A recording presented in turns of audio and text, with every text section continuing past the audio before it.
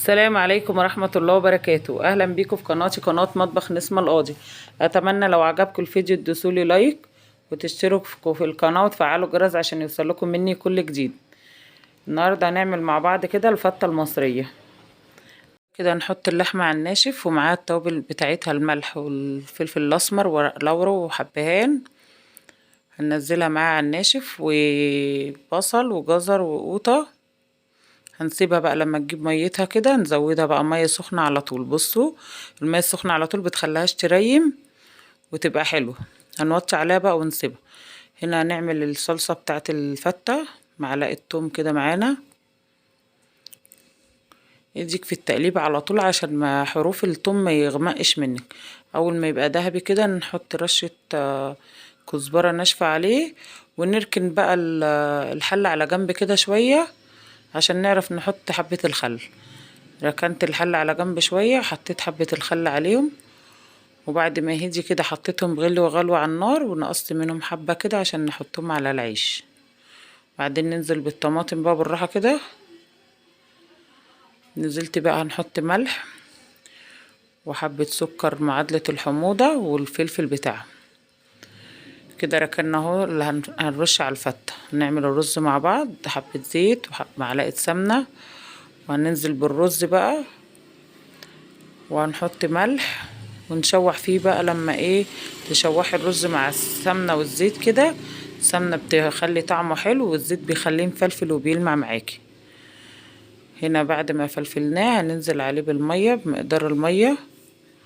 بصوا انا يعني تمشي ايدك بالمعلقة كده، وهنا معلقة خل صغيرة عشان يفضل ابيض وحلو.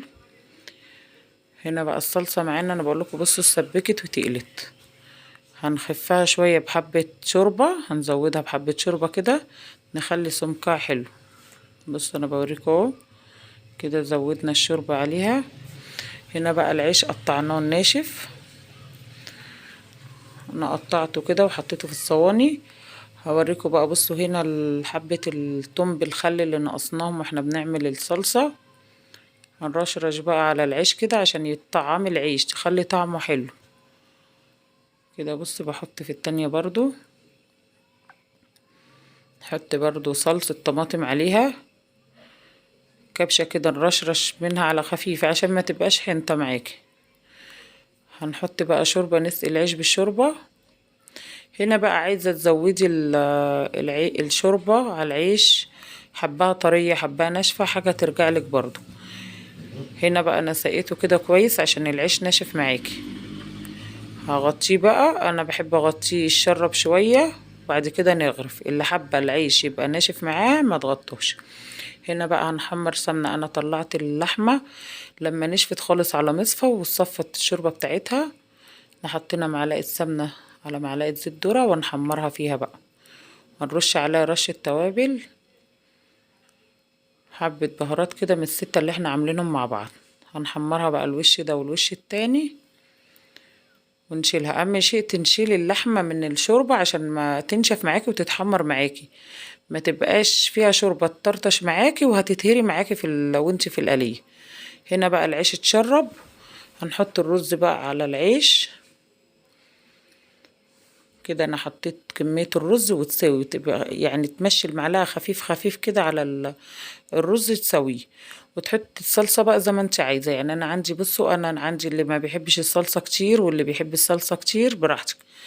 هنا غرفت اللحمة اهو، وهنا صلصة عشان اللي بيحب الصلصة كتير على الفتة اهو، وهنا خفيف على اللي ما بيحبش صلصة على الفتة بتبقى خفيفة، كل واحد حسب رغبته.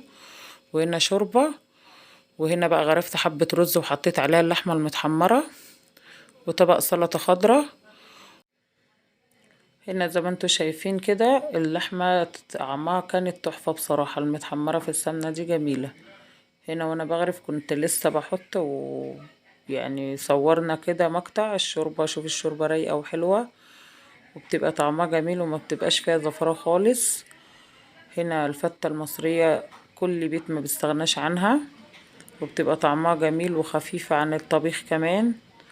واتمنى الفيديو يعجبكم وتدوسوا له لايك. اسيبكم في رعاية الله. السلام عليكم ورحمة الله وبركاته.